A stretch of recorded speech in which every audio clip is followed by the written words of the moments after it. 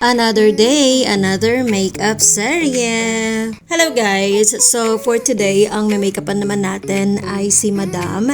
And this is still part of my free makeup kinamsur.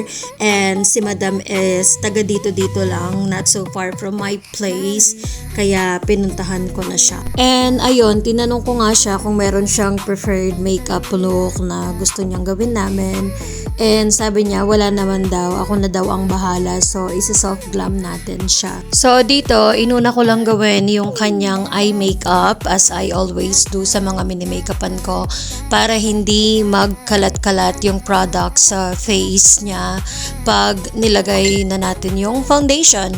And ayan, so nagkukwentuhan lang kami dyan ni Madam. Actually, medyo madaldal kami. Natuyo yung lalamunan ko. Ilang beses din akong uminom ng tubig. Ang awkward naman siguro, di ba, kung may makeupan ko siya tapos hindi kami nagsasalita, di kami nag-uusap. And ayun guys, si Madam nga pala ay isang crafter. So, gumagawa siya ng mga flower arrangement, mga bouquet, using fuzzy wires and satin. So, i-flash ko na lang dyan yung kanyang page ng kanyang business. If you want to order, may mga ganap kayo, may mga event, ganyan, or you want to gift it to someone, you can message her page para mag-order sa kanya. And alam nyo ba, ang bait neto ni Madam kasi binigyan pa niya ako ng flowers. Like, wala na nga akong naibigay sa kanya except yung makeup service. Tapos binigyan pa niya ako ng flowers.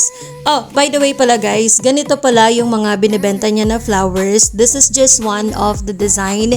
So, you can check her page para makita nyo pa yung ibang mga design, mga colors, mga ganyan-ganyan. At nakapag-promote pa, diba? Tapos, saan na ba tayo? Ayan, so bale, kinocontour ko lang yung face ni Madam and malapit na kaming matapos dito. After nyan, ayan, so bale, ina-apply ko lang yung blush, tapos clear out ko lang yung kanyang T-zone area. And tada! Finish na siya. Medyo mahihayin si Madam mag-posing-posing. Sabi ko, sige tatalikod ako mag-posing ka. So ayun, tumalikod ako tapos nag-posing-posing siya. Ayan, and then flash ko na lang din yung mga pictures na na-take namin.